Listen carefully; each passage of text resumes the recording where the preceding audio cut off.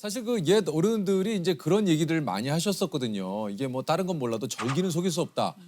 야, 그래도 연이은 이 폭염 때문에 정말 뭐 다들 이렇게 힘들어하고 계십니다. 이게 이제 서울이 9일, 제주가 17일간 열대야. 예, 그리고 이제 강릉에서는 초열대야. 요즘 그 요런 그 초가 붙는 그 좀 많이 생겼어요. 많이 봤던 것 같아요. 예. 그죠, 어느 그죠. 때보다. 예. 아마 앞으로 더 자주 더 많이 보게 되겠죠. 아. 그래서 아까 모두에 말씀하신 것처럼 과학자들이 뭐라고 하냐면 99%에서 100%의 확률을 가지고 이야기하는데 우리 인생에서 올해가 그래도 가장 시원한 해가 아닐까 이렇게 아마 회상하게 될 수도 있다는 거죠. 교수님 이거 어떡합니까? 올해 제일 덥다고 지금 난리 예. 뭐 이제 세상이 이렇게 시끄러운데 이게 제일 시원한 여름이었다로 기억되면은 이거 앞으로 여름은 어떻게 된다는 얘기예요? 얼마 전에 세계 기상기구에서 이제 작년 지구 전체 기후 상태에 대한 보고서를 발표했는데요. 네. 이미 전 지구 평균 온도가 산업화 이전 온도, 우리가 산업화 이전 온도라 그랬을 때는 1850년에서 그렇죠. 1900년 사이 평균 온도를 이야기하는데 이미 1.15도가 올랐어요. 근데 1.15도 별로 그렇게 크게 네. 안 느껴지잖아요. 체감적으로는 생각보다는 많이 안 올랐네 아, 이럴 예. 수 있는데. 근데 왜냐면 이게 우리 몸에 예를 들면 1도의 온도 변화가 있었다, 체온에. 어떨 것 같으세요? 미열이 생겨도 굉장히 우리가 그렇죠. 몸에 예, 열이 있다. 그러니까 그럴 때 우리 몸 상태가 다르죠, 정상일 때와. 그러니까 지금도 마찬가지예요. 그래서 그로 인해서 발생하는 게 기후 변화예요. 그러니까 네. 극단적인 기상 현상이 나타나는 거죠. 비가 오더라도 너무 많이 오고 그러니까 한꺼번에 그냥 예, 폭우가 폭우가 쏟아지고. 쏟아지고 네. 그리고 더워도 너무 덥고 또 그렇다고 해서 춥지 않으냐? 그렇지 않아요. 추워도 너무 추운 한파를 또 우리가 경험하게 되죠. 그리고 그거에 따라서 지표면의 평균 온도가 올라가니까 건조해지잖아요. 막 증발을 맞아요. 많이 하니까. 얼마나 메말랐는지 거북이 등껍질처럼 이렇게 쩍쩍 갈라져 있습니다. 그러면 어떻게 되느냐?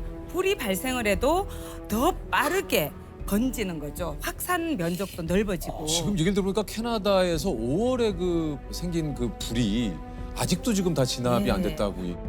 당국이 진화에 총력을 기울이고 있지만 불길은 쉽사리 잡히지 않고 있습니다. 하와이 마우이 섬에 현지 시간 9일 대형 산불이 덮쳤습니다. 허리케인이 키운 산불이 급속도로 번졌습니다. 전국 각지에서 산불이 발생한 가운데 야간에도 진화 작업이 계속되고 있습니다. 근데 이게 또 악순환을 만들어냅니다. 왜냐하면 불에 타버리게 되면은 그 나무에 있던 탄소가 다시 이산화탄소가 돼서 배출이 되고요. 또 그만큼 나무가 많이 사라지니까 대기 중에 CO2를 흡수하는 그런 저장고 역할을 하는 나무가 그만큼 줄어든다는 거죠. 그러니까 기후 변화로 인해서 산불이 더 심각해지지만 그 산불로 인해서 기후 변화가 더 또 심각해지는 상호가 악순환 관계로 맞물리게 되는 거죠.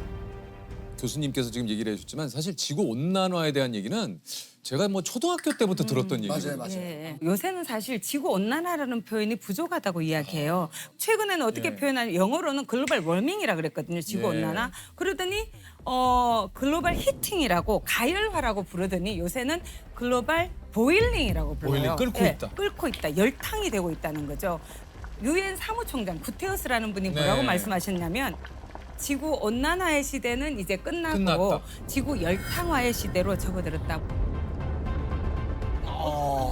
온난화의 정도가 아니고 끓어오르는 거죠. 저도 이거 얼마 전에 뉴스를 또 봤어요. 요즘 그 수컷 거북이가 안 태어난다. 이게 왜냐면 저 처음 알았어요. 주변 온도에 따라 그 성별이 정해진대요. 거북이는. 몰랐죠? 몰랐어요. 바다 모래에다가 이제 알을 낳잖아요. 예. 그 알들이 부화를 할 때 이게 27.7도보다 낮으면 수컷, 예. 31도가 넘으면 암컷. 그래서 요 비가 이제 딱 맞았는데 지금 어느 순간 이게 이제 해수면 온도라든가 이 지구의 온도가 높아지면서 지금 거의 99%가 암컷. 지난 4년간 수컷 거북이가 탄생하지 않았다고. 다 그렇죠. 그 수컷이 없대요. 나 이거 몰랐어. 거북이가 그렇다네. 그렇게 되면 결국에는 거북이는 멸종될 수 있죠. 없어지겠네요. 예, 멸종이 될 수가 있죠. 생물 종들이 지금 사라지고 있는 게 되게 많습니다. 온도 변화 때문에. 이거 참 진짜 이 말씀해 주신 대로 지구가 지금 몸살을 앓고 있다라는 예. 게. 근데 막 사람들이 이렇게 표현하잖아요. 지구가 망하고 있다. 막 이렇게 하는데 사실 지구는 제가 생각할 때 그냥 있을 것 같아요. 지구가 뭐 부서져서 없어지지 않는 한 중요한 건 거기에 어떤 생명체가 살 건가, 그게 인간이 있을 건가, 또 죄 없는 그 많은 생물 종들이 인간 때문에 살지 그렇죠. 못하고 사라지는 그런 문제가 있는 거겠죠. 이것에 대한 전 세계의 어떤 그 경각심, 뭐 이런 또 이야기들이 뭐 계속 되고 있으나 이게 근본적으로 해결하기가 참 어려운 문제인 거죠. 그렇죠. 이걸 더 이상 막을 수는 없습니다. 이거 막을 수 없습니까? 예, 왜냐하면 이미 배출된 기체들이 대기 중에서 계속 온실 효과라는 걸 야기를 해요. 그러니까 태양에서 오는 열 에너지가 지표면을 데우거든요. 그리고 다시 적외선의 형태로 다시 우주로 나가야 나가는데 되죠. 그때 온실 기체라는 게 대기 중에 있어서 이불처럼 지구를 이렇게 데우고 있는 거죠. 근데 옛날에는 그게 헛이불 정도였어요. 그래서 오히려 그런 게 없으면 지구가 너무 차갑기 때문에 생명체가 살 수 없었는데 네네. 지금은 온실 기체가 늘어나니까 이게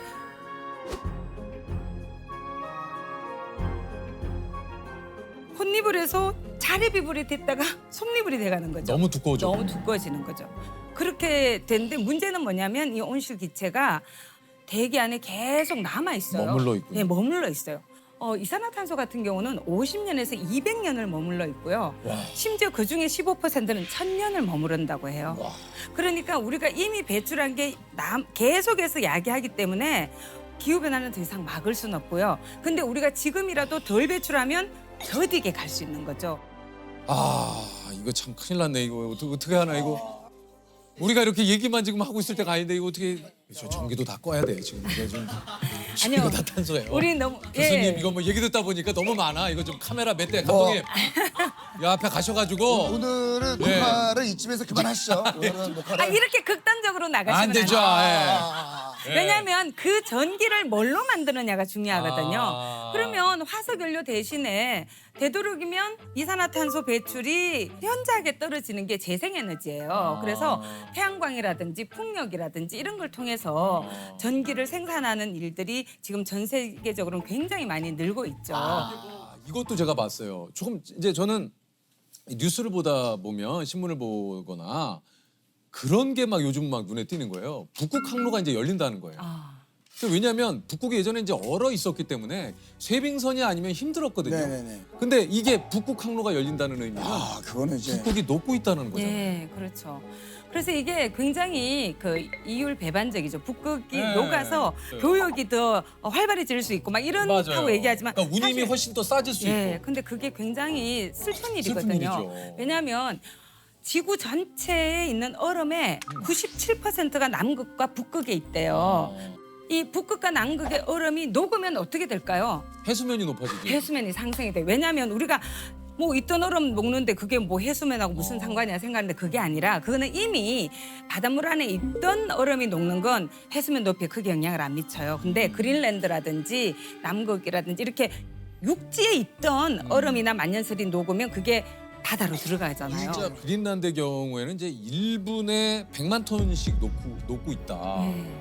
야, 1분에 100만 톤. 이게 참 숫자로 표현해서 잘 체감이 안 되는데 이게 100만 톤이면 어마어마하거든요. 1분에 그게. 그러니까요.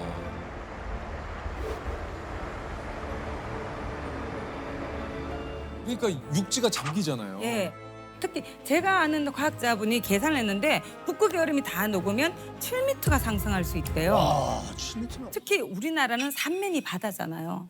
어떻게 되겠어요? 삼면이 바다. 그러니까 이게 해안가에 인천도 있고 부산도 있고 군산도 있고 뭐 속초 여러 도시들이 있잖아요. 네네. 그러니까 그런 도시들도 해수면 상승에 따른 침수로부터 안전하지 않은 거죠. 유실된 모래 면적은 약 2만 제곱미터. 2년 전과 비교해 해변의 모래가 얼마나 사라졌는지 한눈에 확인할 수 있습니다. 그 시뮬레이션을 보여줬어요. 해수면이 상승이 되면 어떻게 될 건가. 어떻게 될 건가? 근데 제 뒤에 앉아있던 분이 저기 우리 집이네 이러시는 거예요. 본인 집이 해수면 상승돼서 막 잠기는 게 그 보이는 거예요. 그랬더니 너무 놀랐다는 거예요. 그전에는 그냥 해수면이 상승될 수 있구나 뭐 이렇게 그냥 그런가 보다 했는데 본인 집이 이렇게 막 잠기는 모습을 보니까 아이고 이거 큰일이구나. 이게 보통 문제가 아니구나. 이야, 어우. 요즘 또 이게 식량난 이것도 사실 기후 변화하고 또 밀접한 관련이 있다. 예. 왜냐하면 너무 뜨거우면 자라지를 못합니다, 네. 식물들이. 그래서 그렇죠. 작년 원래 인도가 폭염 상황에 놓여 있어요. 인도가 전 세계 밀 생산의 한 2위 정도를 하는 것 같은데 밀 수확량이 절반 정도밖에 안 되는 거죠. 그래서 수출 금지령을 내리기도 했어요. 아, 맞아요. 자, 그러면 어떻게 되느냐? 세계 전체 밀 공급량이 줄어들기 줄죠. 때문에 밀의 가격이 상승. 급등하게 되겠죠. 네.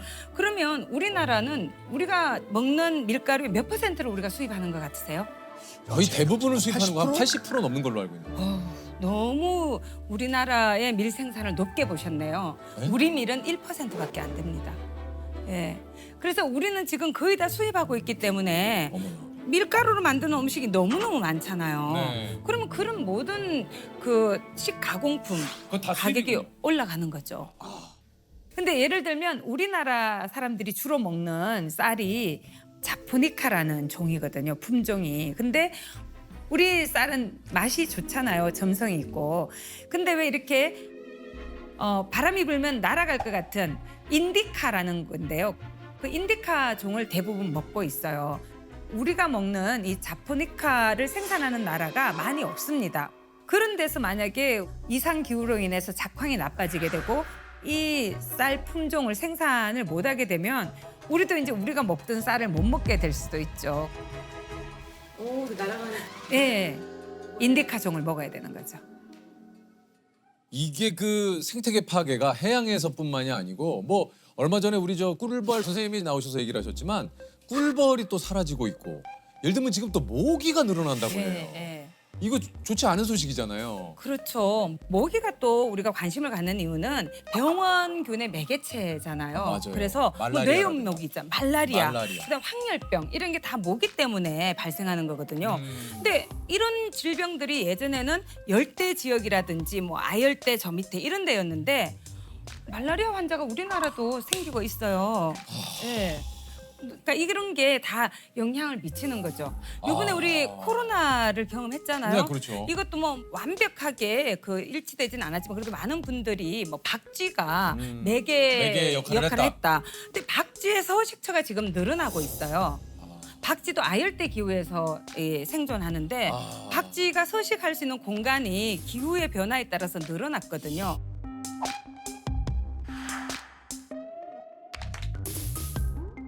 아니 근데 진짜 저희가 대기실에서도 그 얘기했는데 뭐 좀 좋은 소식이 없네. 그래도 우리가 희망을 잃으면 안 돼요. 아니 지금 이렇게 해놓고 아, 이렇게 해놓으셨잖아요 교수님. 왜냐면 좋은 소식이 없잖아요. 문제를 발생시킨 게 누구예요? 우리죠. 그러면 해결책도 누가 가지고 있어요? 사람. 우리가 그렇죠. 있죠. 그래서 저는 희망을 잃으면 안 된다고 생각하거든요. 우리가 너무 막 절망하고 뭐 내가 뭐 한다고 뭐가 바뀔까 이렇게 생각하면 더 심해질 뿐이에요. 이게 지구를 지킬 수 있는 골든 타임이 얼마 안 남았다 그래요. 예. 이게 7년 정도를 이야기하고 있는데요. 7년입니까? 예, 들어보셨는지 모르겠는데 그 IPCC라고 네. 기후변화에 관한 정부 간 협의체라고 과학자들이 구성한 그런 기구가 있어요. 거기에서 이제 우리가 지금처럼 살면 2100년에는 평균 4.4도까지 올라갈 수 있대요. 1.15도 상태에서도 우리가 이렇게 견디기 힘든데 4.4도는 상상을 초월하는 거죠. 2100년까지 1.5도를 넘어서지 않는다 이렇게 얘기하는데 그렇게 하려면 2030년까지 2019년에 배출했던 양의 43%를 줄여야 된다. 그러니까 거의 절반에 가까운 걸 앞에서 먼저 줄여줘야지만 되는 거죠. 근데 이거를 놓치게 되면 사실 어렵다. 그래서 7년이 남았다. 예. 하여튼 그런 상황입니다. 예. 예. 근데 한숨 쉬고 있으면 문제가 해결이 안 되잖아요. 우리가 할 수 있는 일을 찾아야 되는 거예요. 한숨 쉰다고 문제가 해결되면 우리 3명 앉아고 계속 한숨만 쉬면 되는데 그러면 CO2만 더 배출되죠. 그래서 우리가 노력을 해야 됩니다. 숨을 아껴 쉬어야 되나요? 이게? 아니요. 그는 생리현상이니까 쉬시고 나무를 더 심으세요. 나무를. 나무도 예. 심고 그리고 근데- 텀블러 사용. 예. 텀블러 같은 경우도 사람들이 보면 이제 텀블러도 많이 사용해야지 되는 거예요. 어떤 분들은 그냥 유행을 좇아서 텀블러 모양이 다르거나 디자인만 다르면 계속 사시는 분도 계신데 그런 분들은 그냥 종이컵 쓰시는 게 나아요. 그러니까 한번 사면 계속 사용을 해야 되고요. 어떤 물건이든지 만들 때 에너지가 투입이 돼요. 네네네. 에너지로부터 발생하는 온실기체량이 사실은 뭐 73% 이상이다 뭐 이렇게 이야기를 하거든요. 만들 때도 그렇지만 우리가 폐기할 때도 또 이걸 수거하고 운반하고 뭐 모든 데. 소각을 하든 매립을 하든 이 모든 과정에 다 에너지가 투입이 되고요. 이게 썩으면서도 또 메탄이나 CO2가 나오고 뭐 이렇게 되는 거죠. 텀블러도 이제 기본이 돼야 돼요. 이걸 하는 사람이 앞선 사람 이게 아니라 너무 당연한. 그냥 당연한. 그러니까 우리의 문화가 돼야 되는 거죠. 개개인이 다 이렇게 해야 바뀌는 거죠. 그렇죠. 누군가는 해결해주겠지가 아니죠. 안 돼요. 사실 저희들이 할 수 있는 이런 탄소 배출을 줄일 수 있는 방법은 뭐가 좀 있을까요? 사실은 뭐 우리가 필요 없이 낭비하는 에너지가 굉장히 많아요. 불 같은 것도 뭐 10개 등이 다 필요 없는데 어떤 뭐 회의실이고 뭐 강의실이고 그걸 부분 소등을 할 수도 있고요. 또 업무를 마치고 나면 즉각 끄는 것도 중요하고요. 또 실내 온도 같은 경우에 그래서 요새는 그래도 많은 분들이 경각심을 가져서 맞아요. 겨울에 반팔 입고 생활하고 이런 분들이 조금씩 줄어들고는 있죠. 네, 근데 그렇게 맞습니다, 살면 안 되는 거예요. 그리고 그래서 낭비를 줄여야 됩니다. 에너지도 필요 없는데 지금도 저기 불 다 켜져 있네요. 저런 불들 꺼야죠.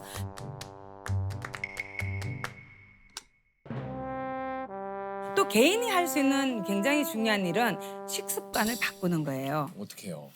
사실 아까 이산화탄소를 주로 말씀드렸지만 최근 들어서 많이 관심을 가지는 게 메탄이라는 거예요. 메탄은 이산화탄소보다 이 온실 효과를 야기하는 정도가 더 심합니까? 80배 이상. 최근에는 뭐 86배다 이렇게도 이야기를 해요. 근데 그 메탄이 또 어디에서 많이 발생하냐면 음식물 쓰레기가 썩을 때라든지 그다음에 또 특히 많이 요새 늘고 있는 게 육식이거든요. 작년에 네. 우리나라 사람들이 쌀을 많이 먹었을까요? 고기를 많이 먹었을까요?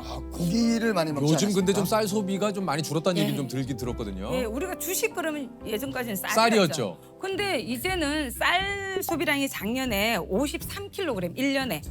근데 고기는 58kg이래요. 그래서 저는 뭐 반드시 채식을 다 하자 이렇게 주장하고 싶진 않아요. 특히 예. 성장기 어린이들도 있고 그렇죠, 건강에 그렇죠. 미친 영향들. 예. 그래서 일주일에 최소 한 끼는 채식을 좀 해보자. 채식을 좀 예, 좀 늘려보자는 거죠. 이게 쉽진 않아요. 이게 또 식습관을 바꾼다라는 게. 예. 그리고 아까 개인이 할 수 있는 일 중에 지금 손수건 갖고 다니시나요? 소수건이 없네요. 근데 예전에는 제가 자랄 때만 해도 손수건은 그냥 필수예요. 늘 필수로 맞아, 갖고 맞아. 다니는데 요새는 손수건 갖고 다니는 분을 별로 보기가 어려워요. 맞아요. 대신에 화장실에 가면 다들 그냥 종이 있으니까. 타월을 쓰죠. 그것도 아낄 수 있어요. 그러니까 제가 1년에 몇 개를 쓸까 계산을 해봤어요. 화장실에 하루에 몇 번 정도 갈까요, 개인이?